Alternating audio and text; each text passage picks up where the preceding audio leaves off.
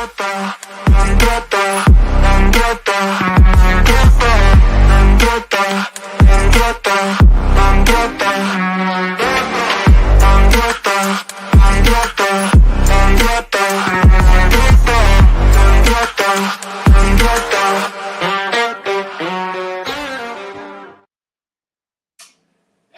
everybody, welcome back to the channel for another live show. Yes, I hope you're all doing well. We're back again and we are here to discuss. I thought it was an appropriate time to come on and do this stream. Obviously, well over a year now since Kevin Nagles became the owner of the club, so I thought it would be a perfect time to discuss how he's got on so far. We'll probably know the answers, but the reality is one thing I do want to make clear is, before anybody says anything, this stream is not there to just slander the owner in any way.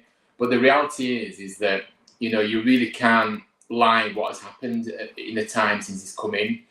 And I have to be honest, so look, this is just a discussion this evening, today amongst us all, about the failures that is for all to see that has happened since he's come. It's just continued. I'm not saying we knew the failures of what happened before as well, but I mean, it just kind of continued, and this is the big issue. So we'll just have a discussion, look, and also obviously we're going to talk about the staff, the board that he's brought in with him. That's on him, and he has to take accountability for that. So we're going to discuss that as well. But the thing is, something that really annoys me is if you criticise anything that Nagel does, says, you're the villain. And you aren't allowed to do it because he saved the club. That you can't criticise him all because he saved the club. Okay then, so because of that, it means we should just accept whatever happens then. He's always going to be the winner then, is it? You know, we can just accept this chaos that's descended upon us since he came in.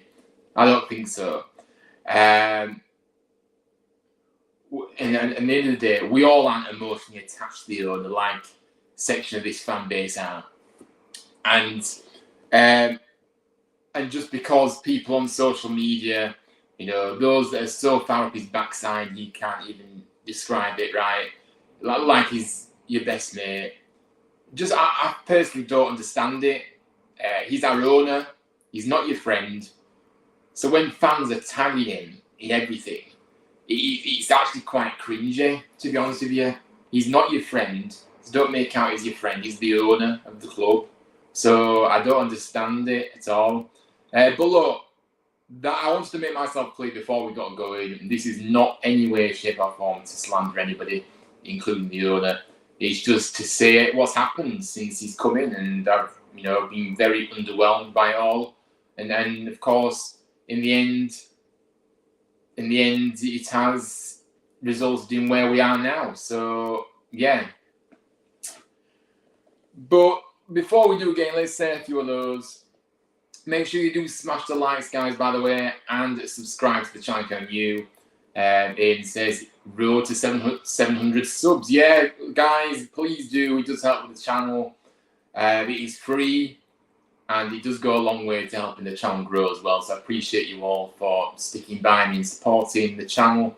Let's hope we can get to 700 soon. I'm trying to be as consistent as I can with these streams. I'm trying to kind of, you know, like make the streams even better. I'm hoping to get some headphones where you can probably hear the sound a bit better from me. No, not much background noise, because I know there might be a bit of background noise at times, you know, where I am. But so hopefully I can get that sorted soon. I'm looking at some earphones for the sound quality. I was even looking at a mic, to be honest with you, at some point, but I don't know yet. But yeah, I'm trying to evolve the channel as much as I can, and I appreciate you all being here. So yeah, but yeah, big up to you, Ed. Thank you for the promotion. And Ian says again, hi mate, hope you're okay. Hello mate, yeah, good to see you. Yeah, I mean, look, I'm alright. It's what it is, isn't it, really? Just keep going. But yeah, I don't know, I just feel quite flat, to be honest. I know it doesn't probably sound like it, but I feel like I'm quite flat, to be honest with you, lately. But I don't know if it's the weather or, you know, the cold as well, but I don't know. And the town results will obviously don't count in performance and everything the past few days, so it doesn't help, does it? But yeah, hope you're doing well, mate, and welcome in as always, my wonderful mod. And he also says, Nagles owner has just got worse and worse and worse. Don't worry, as you're saying, we're supposed to like him because he's saved. No, it's not like that. Yeah, exactly. Of course we appreciate he's saved the club. But that doesn't mean that no matter what he does, or you can't basically say anything about the owner that's deemed negative or criticising him. No, that's not where life works, unfortunately. So, yeah, I just find it madness. But look, let's have a look then. Let's rewind back then to the start of his time. It obviously came officially announced at the end of June last year. He brought in Mark Cartwright as sporting director and Jake Edwards as CEO. Bearing in mind, guys, just bearing in mind, Cartwright had failed miserably at Stoke, and I believe that was his only role in the position he's in now. He failed miserably at Stoke, and it's hardly inspiring to bring somebody like that in. I'm sure you'll all agree. And look how it's turned out. We're going to get into it. So I don't understand why we are operating in the club as like a friendship. Why are we employing each other's friends? This is a professional game. There's no time for friend sentiments. Get the best people in for the job, not just because he's your friend or you've worked with him before and you know him or whatever. It doesn't make any sense. And as for Jake Edwards, to be honest with you, I don't really know much. I didn't really know much about him when he came in, to be honest with you. So I was just going to see how he did. Now, look, from the very outset, it has been utterly chaotic. And as Aidan has already said, it just seems to have got worse and worse and worse. And that's the reality. Look, the chopping and changing of managers is not the way forward. And the fact that you're having to change your managers so often like we did last season, what does that suggest? That suggests that the people that are running the club, i.e. the board, the sporting director, the CEO, are simply getting it wrong every single time.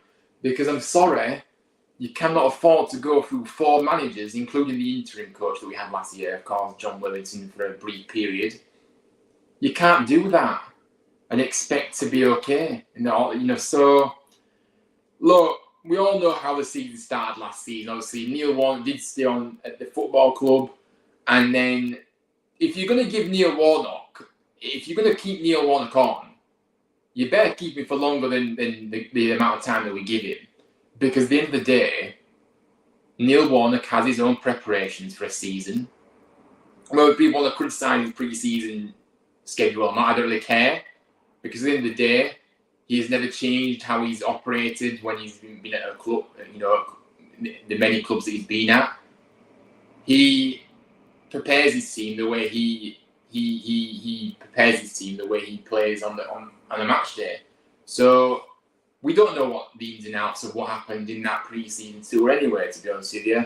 If you want to believe people that have come out and said things, then that's fine. But for me, I don't really think you can judge it. So, but look, my point is, you cannot afford to give bring Neil Warnock, keep Neil Warnock in after the great escape he pulled off the season before, which still to this day I don't know how he did it, and then just get rid of him after 6 or 7 games, which is what they did. I think if you look, and the reality is Neil Warnock would never have left had he have not spoken out against the transfer policy, because he pretty much I know he did downplay it afterwards, but he did say that there were no falling out, but I'm not convinced about that. I think that there was a falling out, because the fact of the matter is he did call out, the transfer kind of side of things, in terms of he was pretty much lied to in the recruitment side of things with the contracts. Obviously, the players that he decided to keep on offer new contracts to, apparently they was part of the transfer policy. part of a signing, classed as a signing. So, and he wasn't aware of that, and he wasn't happy with all that. So for me, if you would have given what Neil Warnock's like as well. So why was it such a big surprise when he had something to say? He's a proper Yorkshireman, and he'll say how it is. But yeah, so this season hardly started off the best, did it? With all this chaos that descended against us, and then it was announced. Obviously, then after 6 games, it was announced that he would be taking his final game against Stoke, and I think everyone was a bit bemused, really, to be honest with you, because we were on the back of 2 good results, 2 wins on the bounce, and yeah, they decided to do that, and then we knew the next manager had to be a good one, because Warnock was a tough act to follow. We need this appointment to be an exciting one that we can really get behind. And what do they go and do? Go for the complete opposite person that we can get behind, Darren Moore. And for me, everybody was confused by this appointment. I remember it very well. People just couldn't believe why we thought this would be a good idea. A lot of people couldn't understand it. It didn't excite anybody. It was the most ridiculous appointment I've ever seen. And then we was told, apparently, he was here to bring attacking front foot football. Now, they clearly didn't do their research, did they? And this goes back to the board. This is aimed at the board again now. Because they did not do their research. They didn't do their research, clearly, because he's not an attacking manager. And even at Sheffield Wednesday, the fans there were completely bored out of their head. They didn't like the style of football. It was awful to watch. And they stumbled their way through matches. That's how they felt. Because I've seen it, when at the time, I remember, Sheffield Wednesday fans telling us that, you're gonna regret bringing him in. And then the comments that was to follow about, with Jake Edwards saying, it took a lot of time and effort and analysis, apparently, to, went in to make sure we find the right manager. Well, we clearly have no idea. And apparently Darren Moore was the standout candidate, don't forget. Unbelievable. And then, just things that he was saying, how the character that he was going to bring and all this nonsense. Where on earth did he make all this up from? How he can motivate sides, because we saw the complete opposite, didn't we? When Darren Moore came in, couldn't motivate a stone, let alone a player. So look, I'm not, and then Mark Cartwright coming out, we were very clear in the skill sets that we want from our new manager, and Darren Moore hit the key points. What a load of absolute rubbish. So yeah. Don't get me started. Well, bringing one back, but I'm afraid after the argument you had with Neil, we'll disagreement with Neil. It's all gone downhill. Yeah, it has. It has gone downhill. And people can criticise Warnock all they like. But at the end of the day, his sides, he has a certain way, a very old school way to prepare for a season. And he would have got. I'm not going to look back in hindsight and say, he would have kept a full season different to a brief period in China like he did previous year, but I still think even if we would have kept him even till January, then we would have been okay in the league. But yeah, hindsight's a wonderful thing, but it has gone downhill since then. Captain Lip Service, aka Kevin Nagles, yeah, talk the talk, but you've got to walk the walk as well, pal. He talks a good game, but delivers absolutely nothing. Stadium looks nice, though. I know. Let's just paper over the crap. Let's paint the stadium, and everything's all good. Yeah, I know. I absolutely agree. But and then look, we hired Darren Moore. Everybody couldn't believe it, right? And then I just thought it was absolutely astounding how long we kept him in. And again, it goes back to decision making. So it does all link in. I am linking in what I'm saying and what the show's about. it's linking into the bad decisions that constantly was made. You know, what everybody could see that Darren Moore was not going to work out way before he got sacked eventually. So why did the board, Nagel, decide to keep him on for so long? Because ultimately that cost us. That cost us our status in the championship. Look, 3 wins in 23 matches in our competition. We were promised attacking football. It was nowhere near the attacking style. It was more about not losing rather than going out to win. That's what the style was. So all that rubbish that we were told when he first came in, to be fair, I knew it was all rubbish, but it proved to be correct that it was a lot of rubbish, because what we saw on the pitch didn't back up what those idiots were saying in the board. So again, bad decision after bad decision after bad decision after bad decision. Look, make no mistake about it. I don't expect the people in the club to get everything right. I don't think it's possible. We're all human. I get that. But when it's just constantly bad decision after bad decision after bad decision, I'm sorry, that just proves that you should not be in the position that you're in. That pretty much is it. Like I said, John Worthing took charge for caretaker manager, as we know, a few games. We saw more attacking football in that period with him than we did with Darren Moore altogether. And then we knew again that we needed to try. There was still enough time to save us. There was still enough time to get out of this situation. There absolutely was. So this appointment was crucial. But again, the people running the show had no idea, and we decided to bring in a rookie manager, and he's a rookie manager in England because he'd never managed in England before. Yes, I was quite deceived with his CV. It was a very impressive CV, and I thought, whoa, yeah, I mean, this looks like this is the best manager that we've ever seen with the success he's had. But unfortunately, again, it was a big gamble. It was a big risk. For me, we had to go for somebody with experience, because at that stage of the season, you haven't got time to settle in. You've got to hit the ground running straight away. And somebody that had been in the league, that had been in England before, that was ready to hit the ground running straight away. That's what we needed.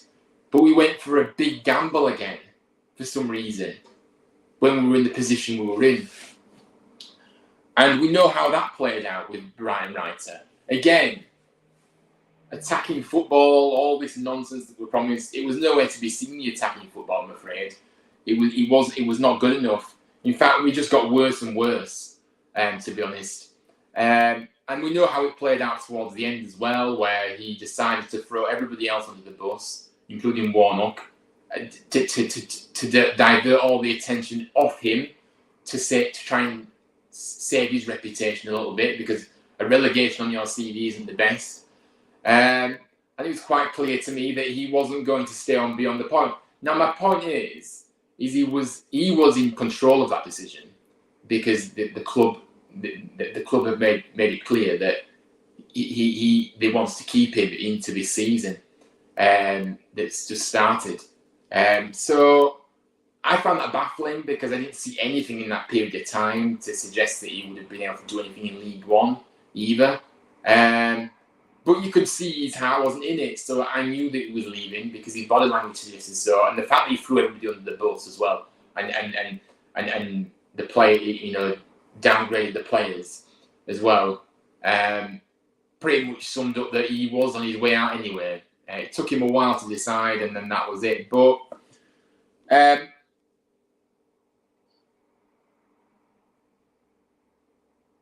look, so yeah, that was last season. So look, I've gone through it countless times. And also, let's not forget here as well. So first of all, let's make it clear, we went through 4 managers. That's not acceptable. you can see the countless bad decisions being made constantly by the board he had employed. So that's on Nagel. Where people want to say that's on him. The recruitment as well in that season was horrendous. In January especially, bringing nobody to try and save our skin. I don't know what planet they thought it was on. Again, Nagel did put his hand in his pocket in January. I'm not saying he didn't. But the problem is when you're giving that good chunk of money to people, like Cartwright, who has no idea, let's be honest, then you're practically wasting your money. Because that proved as well, because look at what played out. Injury, again, signing injury players that offered nothing, next to nothing in a season, in the final few months of the season when we needed them. So, look, that's it. He did spend a lot of money, and I'll give him that. But that goes back to the fact is, he has to have people at the top that know what they're doing and know how to use that money correctly. Not just going to the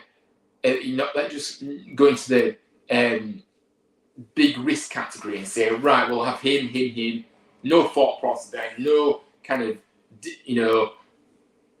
research done behind it. Just randomers, and expecting us to, So for me, that sums it up. Now, look, people. This is what another thing that I'm going to say as well. I'm no business expert, but I don't think you need to be. This is just common sense. That if people at the top of the organisation are failing and they're making countless errors, you don't just keep them on. You don't just keep them in because they're your friends. This isn't an amateur club. This is supposed to be a professional club, even though we've acted anything but that for ages now.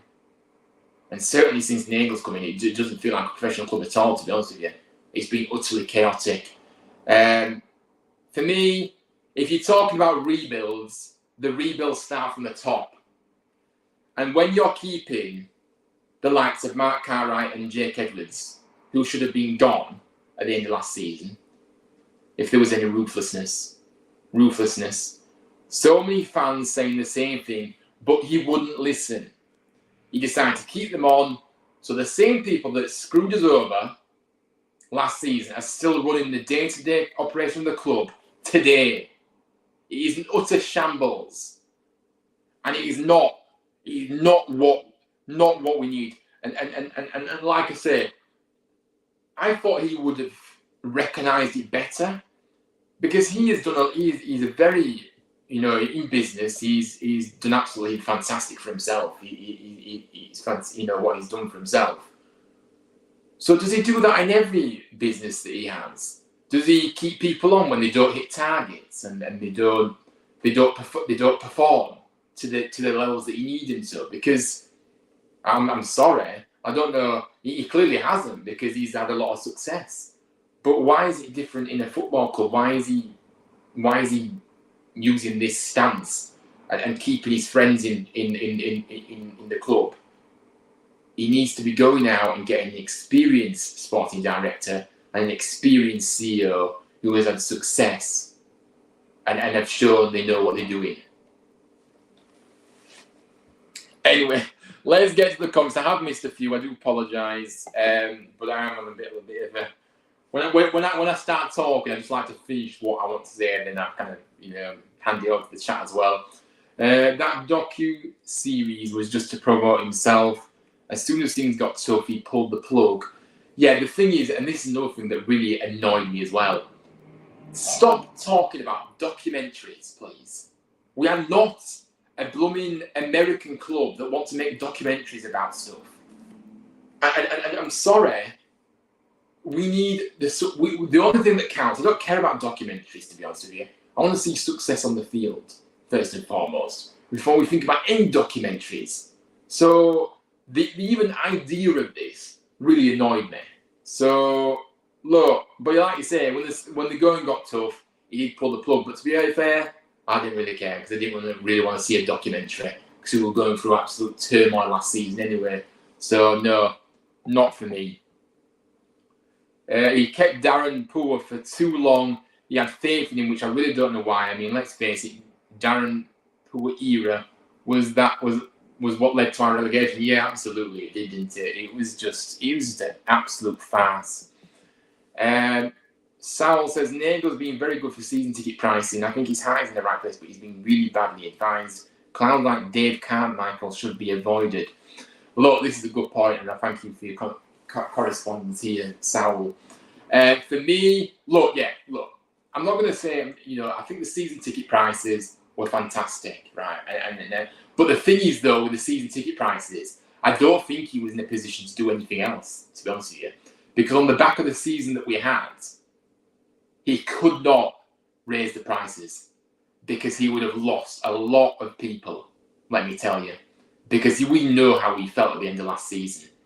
And everybody had felt so disconnected, disengaged, everything negative possible. We were off. We were completely done.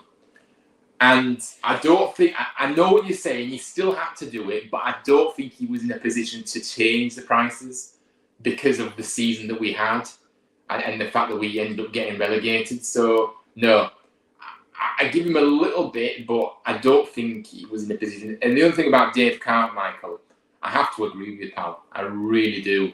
He is another lapdog who is just an absolute disgrace.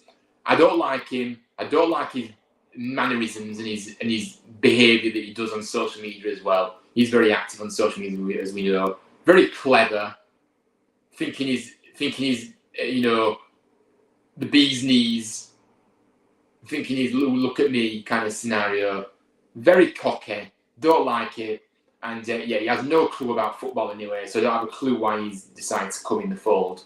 So look, I agree. I don't like him. And to be honest with you, that is why I'm going to get into the social media side of things and the communications as well in a moment, because that's another thing, obviously, that's part of this ownership kind of model that we've been brought into with Nagel coming in. But yeah, a good point. Edwards and Cartwright have also proven to be bad appointments. Absolutely shocking. I think Worthington would have kept to that team up last season. Yeah, I mean, quite a few people were saying that. So yeah, look, I think he certainly brought the fight back into the players, didn't he? And they responded to him the way they did. The players really responded well to him. So yeah, no, I agree. We would have been better off keeping Worthington in charge and giving him. But obviously, he did make it clear he didn't want the job. Would he have taken it until the end of the season? Probably, and then he could go back to his role in the academy. But yeah, we certainly would have had a better chance with staying up, just keeping him on. Absolutely. 1D Darren was a shocking appointment. Absolutely, it was. Cartwright should have been shown the door at the end of last season after overseeing that shit show last season. Yeah, I know. What more do you have to do to get sacked? Can I just ask? What more wrong do you have to do to get sacked, please? I'm completely confused. I don't understand. And the fact that you re-interviewed Cartwright suggested that he was unsure what to do. But you shouldn't be re-interviewing him. What are you re-interviewing him for? He's had a full season and he's let you down time after time after time. He should have gone. So yeah. But look, Nagel knows best. He decided to keep them on. And look what's happened. Surprise, surprise, what followed was a transfer window that ultimately was not good enough. Not trying to get rid of more of the dross this squad has. I'm not saying it's easy, but at least try a bit harder to get rid of a few more of the dross that this squad has. But with the incomings, unfortunately, we failed on that regard too. Obviously, it was worth knowing. Obviously, Michael Duff came in obviously before that point, obviously, but I did like the appointment of Michael Duff, to be honest with you, so I will give credit there. But again, he was proven at this level. He didn't take a rocket scientist. It's just common sense to bring in somebody like that who has been at this level, seen it and done it. He doesn't take a genius to work out that Duff was available, so try and so bring him in. You know what I mean? So that's how I see it. But yeah, fair enough. It was an appointment that I did like at the time. But yeah, look, the transfer window incomings, yeah. look, our number one target going into the transfer market was to get a striker. And we failed to get any of the targets we set out to get. And then what did we do? We decided to go into the free market, which you can get some good freebies at times, but some of them are free for a reason as well. Some of them might have been unfortunate, but some of them are free for a reason. We decided to go out and get Freddie Ladapo, who, in all due respect, yes, he's been at this level, and yes, he's scored goals at this level, but he's also 31 years of age, on the back end of his career. You'd like to say, I don't know how long he'll have left in him, maybe a few years yet, but still at the back end of his career. But for me, this signing stamped to me as a desperation signing after we'd missed out on the likes of Alfie May and Taylor from Luton. There was no contingency plan to go for anybody else other than we had two targets. For some reason, we didn't have a third one because it was clear that Luton was messing it around with Taylor, right? So why did we keep our eggs in one basket and keep going after him when Luton was clearly messing us around? I don't understand that. And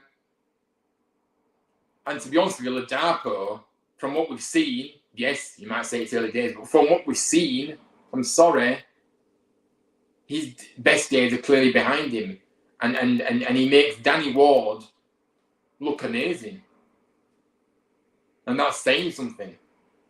He's that bad. He makes Danny Ward look amazing.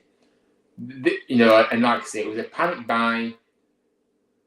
And I just think, yes, okay, people will say that we had a good window with the players that we brought in, but at the end of the day, when you're signing the likes of, obviously, I don't class going out to the likes of Sorensen, Evans, Miller, who had the impressive numbers League One as a fantastic job, well done by Cartwright, by the way. Because me and you could have highlighted these players to go and get because of their numbers at this level, the stats that they produce. And how highly regarded they are in League One.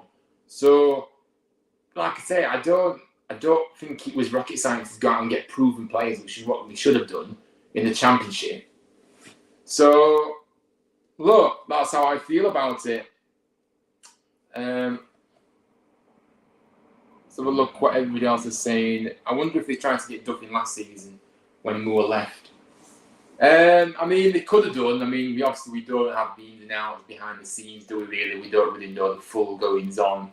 We only hear what we hear. We could have done. I know we were linked with him, weren't we? I believe. I think he was definitely one of the names that we were linked with. But yeah, nothing came of that. So yeah, I don't know, but maybe. Make sure you are smashing the likes, guys, in the video if you can, and subscribe to the channel if you're on the road to 700 subscribers. It is free, and it does help the channel grow. We're trying to keep consistent, trying to improve the experience of these streams and my content. I'm really enjoying it. I'm really enjoying everybody's company as well. People that come in and say hello and say their thoughts. I love hearing you guys what you think as well. But yeah, I appreciate you all. But look. And like I say, I'm not going to completely not acknowledge that Nagel has put money into the club. But the problem is he's giving control to the wrong people with that money that he's allowing the club to use. Because it'll never be used properly and effectively. It's just, with these guys that are in charge now. It's as simple as that. As for the stadium improvements, somebody already said that. As for these stadium improvements, as I said, yes, money has been put into that. Fair play. But the fact of the matter is, painting the stadium and offices and upgrading the catering facilities means nothing if you don't get the product on the pitch right. And unfortunately, we haven't got the product on the pitch right, and we are not seeing what we deserve to be seeing after years and years and years of utter dross, season in, season out. When Nagel came in, I thought it was a fresh start thought it was a new beginning. It was an exciting new beginning. Somebody else coming in, even though we're a bit unsure about him, because obviously it's always a bit funny with ownerships because you don't really know who's going to come in. You have to put your trust in them to begin with, but you don't really know who you're dealing with until they get in the door and start working within the club. So it's always a bit of a precarious one with new owners coming in, but we've never really had that before, because obviously all I've ever known is Dean Hoyle. That's all I've ever known as an ownership. So yeah, it was strange to have somebody else through the door, but there was all that optimism at the start, and it's just slowly dwindled away, slowly but surely. Now, yeah, let's have a talk. Let's have a chat now about the social media side of things and the communication by Nagel on social media and all, because that's a big part of what he's about. Now, for me, and let me know your thoughts in the chat, guys. Keep your comments coming. Let me know what you think about the social media side of Nagel's, very active presence on there. Now, for me, what I will say is that I think communication between the owner and fans are very important. Absolutely, I don't dispute that. But I think the way Nagel is, I think it's just too much, in my opinion. You have to have communication. We were crying out for communication from the previous ownerships at times, because we didn't get the full communication that we deserved. But it's gone from one extent to the other now. It's gone from hardly any communication to loads of communication now, and it's. I think it just gets a bit overpowering, if I'm being honest. And I will explain in a bit more detail in a moment about that as well. For me, it is, it's very unusual, isn't it, to have an owner who is very active on social media, because it is unheard of in this country, really, isn't it? You don't get it often. You might get it with one or two of the owners, but some of them they don't even engage with social media, do they? So it's very unusual for this kind of scenario. Now, he has done this numerous times since taking over, where he would come out and be very vocal on his posts about, after losing, digging out managers now.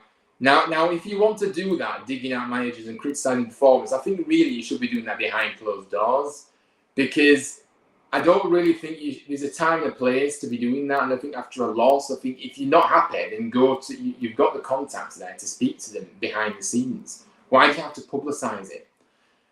So I'm not really too keen on that, if I'm honest with you. And I think also, because he is very active on social media, he will see a lot of what fans say. Now, look, he has been under criticism, and I just think the way he responds to fans is just very bitey, very rude a lot of the time. Now, by the way, there is a difference between criticism and abuse. Now, I don't condone the abusive side of it. It's unacceptable, and I'm not condoning that at all whatsoever. But criticism is fine, in my view. But when you've got an owner that is biting back at fans, and when you don't like, when you hear something you don't like, unfortunately, being part of a club in England, you will get a lot of. It might not be the same in America. I don't know. I don't think it is. I think it's more about the experience in America rather than anything else. Even though they do want to win games over there, it's more about the experience. From what I know, I don't really have any knowledge. Well, I don't have any knowledge on in the American side of the game. To be honest, I don't engage with it. It doesn't interest me. But yeah, I just think it lacks a lot of unprofessionalism when you're biting back at fans after just pure and simply for expressing their concerns and their views on things. It shouldn't be that way, should it? It shouldn't be that way. You should be able to take it. Then if you can't take it, then you shouldn't really be in a club in England, in my opinion, because that goes with the territory. You are going to be criticised if you don't, do things in the correct manner in terms of, what's happened. Because it was utter chaotic last season, we know that, and there was a lot of criticism. But the reality is you're going to get that when we are failing on every level. And that, unfortunately, the owner overseeing it all and the board those are the ones that get the full wrath of it all, as well as the players on the pitch too, and the management and things. But yeah. So yeah, and the final part I want to say is about the social media side of things. Look, what do we make of the video diaries? Because for me, I don't think it's for me. I think there's a lot of talk in that. We're being promised a lot, but what has actually been followed through, and what's actually happened? How many things have followed through? I'm not saying none of it's followed through, but a lot of it is just talk. It's just talk. You know, it's all right talking a lot, but you've got to walk the walk and back the action up, back it up with action. And unfortunately, we haven't had enough of that. And for me, all I see at the moment is such naive leadership with no accountability and no ruthlessness, none. And for me, as the caption on the video says, what on earth is going on at the club? I really don't know, to be honest with you guys. I just think he's run in a very bad way still, and I think we're seeing that on and off the field with the product on the pitch, and then the behind the scenes, the recruitment as well. Nothing's improving. It's not improving because he should have improved the people at the top at the end of last season. So we need an experienced sporting director and CEO through the door. It's simple as that. That's the only way we're going to move forward positively. And this comparison, by the way, to American and America and our club in England, the American club is not in England, sorry, and our club. There's no comparison, I'm afraid. There is none whatsoever. It is amateur level in that league that Sacramento Republic are in. I'm sorry. The quality is so low. It's not comparable. So that's it. So when people keep saying, "Oh, he's already had a club, he's already been in football with the Sacramento in America," well, you clearly have no idea whatsoever if you're comparing an American club to a club in England. I'm afraid there's no comparison. The bottom line is, we have got relegated under this ownership, wasted so much money on transfers, and that's because the people that he's employed have let him down. I'll give him that. But when they let you down, you get rid. So that's on him as well, not getting rid. They aren't fit for purpose, the people that he's got in the club. I don't care what anybody says, they're not. And we are now finding ourselves struggling in League One with no improvement, lack of consistency, no consistency. We're promised this, we're promised that, and we haven't ever got what we were told, and it's never ever actually been followed through or actually happened. A lot of the things that has been said, and I can go through countless examples of that as well. So I'm not making it up. He's there in black and white in the video diaries that he does. So for me, that's my thoughts on the ownership as a whole. I don't think it's working. We are run like a circus, and and this is coming from somebody that has no idea how to run a club.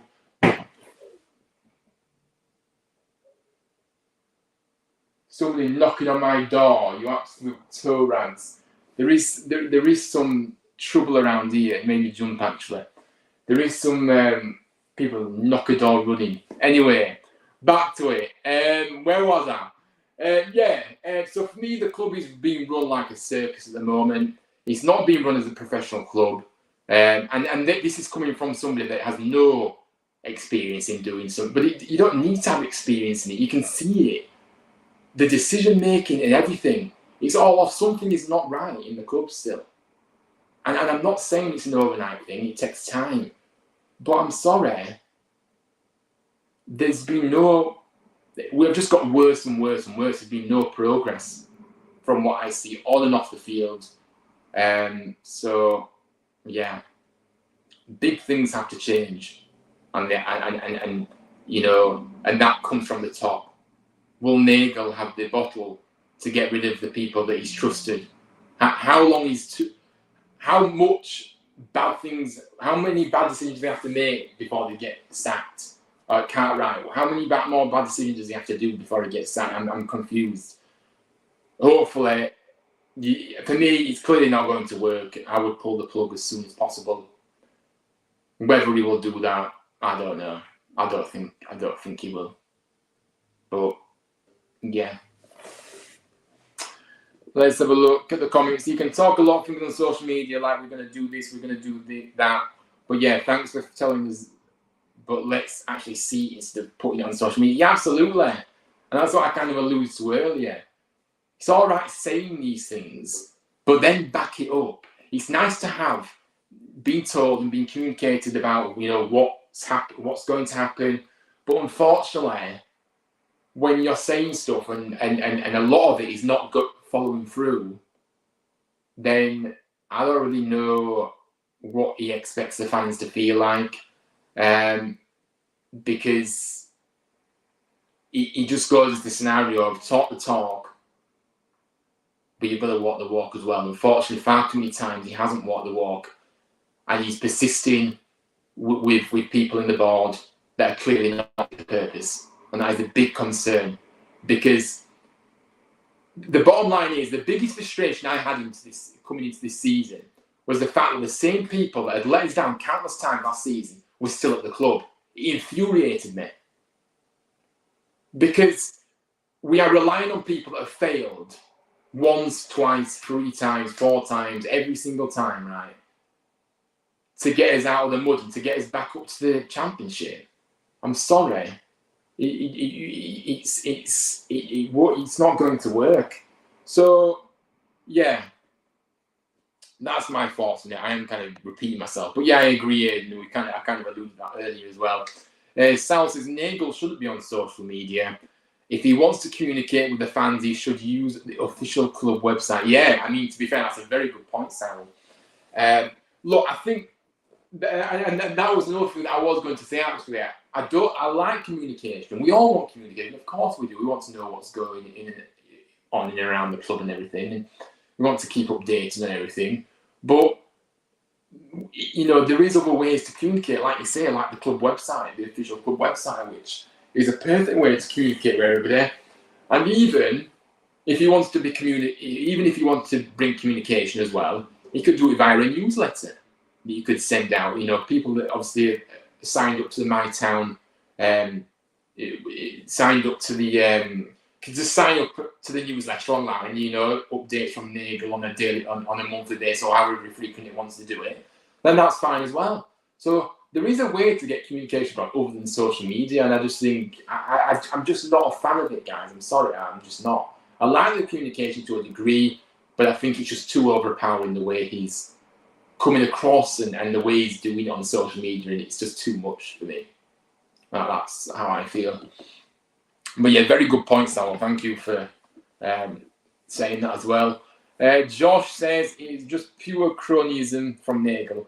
Giving his mates at Sacramento jobs at Town, and we got relegated because of them. Not an attack on Americans, but they don't understand the English game.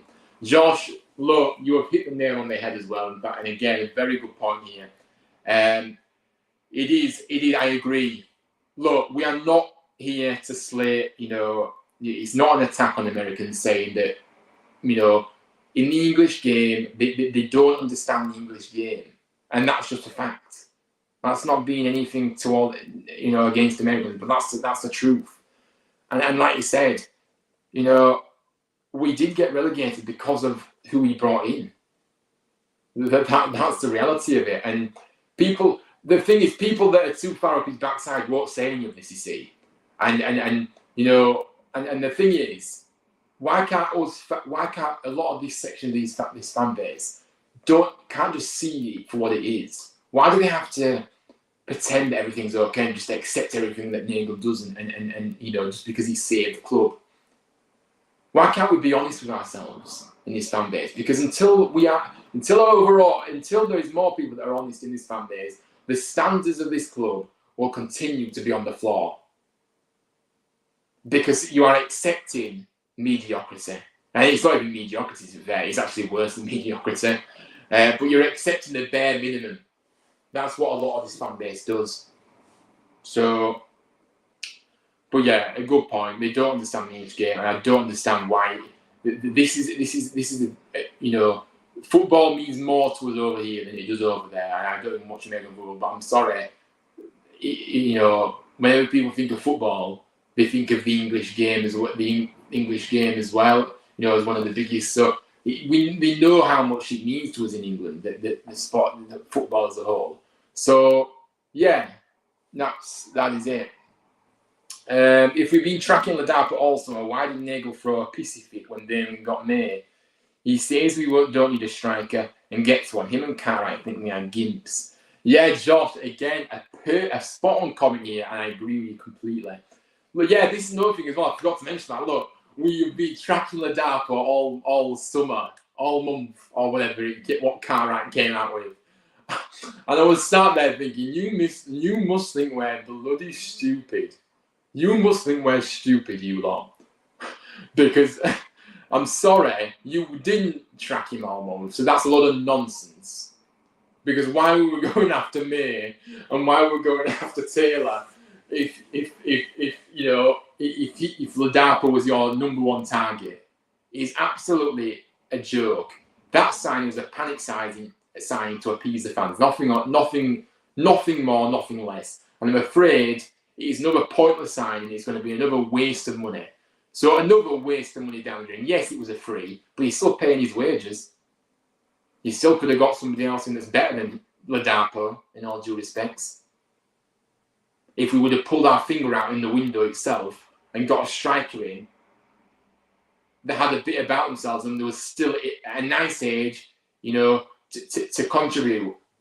Signing somebody that's 31 years of age at the back end of his career, who, yes, has scored goals at this level, but has not really, he's really slowing down a little bit now. I'm sorry, not good enough at all. So yeah, no, but yeah, we treat like gimps, aren't we? Like you said, we treat like absolute fools, and no. So look, I think we're coming to the end of the show, but this was just a brutally honest show where I shared my thoughts on the ownership so far. I'm not impressed. There has to be big improvements and quick. Otherwise, there has to be change in the structure at the top of the club, i.e. changing in personnel. That's the only way we're going to move forward. And that's it. That is the only way we are moving forward as a club positively. If we start being ruthless, or Nagel starts being ruthless, not we, Nagel needs to start being ruthless, and that's it. So, look, time will tell what happens this season and how things develop. But I've got a funny feeling he's going to stick with these idiots in the boardroom for the rest of the season. And the bottom line is, let's hope it doesn't end up in another relegation to League Two, because guys, it's not beyond impossible for that to happen, and I certainly don't think it's beyond impossible when you've got clueless people running the club on a day-to-day basis, and that's what worries me a lot. It worries me a lot, but all we can do is hope. But I still want to change in as soon as possible. So I think I've kind of summed up how I feel, to be honest, about the ownership. I'm just not overly impressed at the moment. And I don't think you can be either. It's just got worse and worse. False promises, not enough action being taken. And that's how I feel. Brilliant live stream, mate, up the town. Big up to you, Ian. Thank you so much. I'm glad you enjoyed it. You can't polish a turd, but you can paint it blue and white and call it rebuild. Yeah, this is another thing.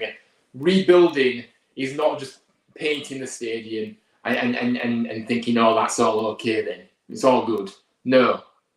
Look, we want to see, improvements in the stadium because it is quite run down. But the reality is, I go back to what I said before. If you do not produce a product on the pitch that gets you consistent, gets you winning quite a few football matches, get success on the field first before you start making, that's the most important. And I go back to it.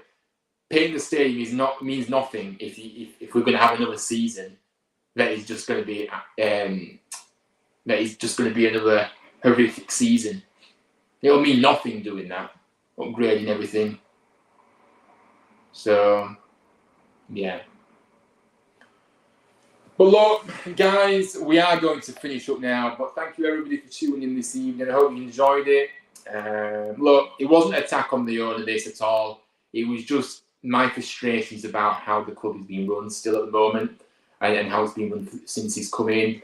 And just a few concerns that I had really, and don't really like how he's handling a lot of things at times. So yeah, people can read into this how they like. It's not an attack on the owner. It's merely just saying it how it is and expressing my concerns and frustrations about it, because I'm not going to beat around the bush and pretend everything's okay. Because when I see from the outside what I see, and you know, and Nagel not learning his lessons, it seems, then I think we have every right to speak up and voice our opinions about it, because it has to be better, so much better. So yeah, look, make sure you do drop a like on the video if you haven't already. Subscribe if you're new, and if you're watching it on playback, let me know your thoughts in the comments too. Obviously, I know people always can't watch it live, so let me know your comments let me know your thoughts in the comments section. We'll be back tomorrow for the live match preview for our upcoming game against Reading this weekend. Of course, we'll be back tomorrow night for that. I think I've penciled it in for 7 o'clock. I think I've scheduled it already. So yeah, 7 o'clock tomorrow night, the preview show. And then, yeah, we've got a watch. We're going to do the watch along as well on Saturday of the game. I'm not going to the game. I usually do go to a few away games, but I'm not going on Saturday because it's an early game and I'm not getting up at 5 o'clock to go. It's just too early. And plus, just kind of trying to save a little bit of money at the moment as well. So just kind of, you know, that's what I'm doing at the moment. So yeah, just kind of trying to save a little bit of money. So not going this Saturday. So, but we can do a watch along and we can enjoy the game together, bringing you full match commentary of the game. So yeah, but yeah, thanks everyone for tuning in. Have a good rest of the evening.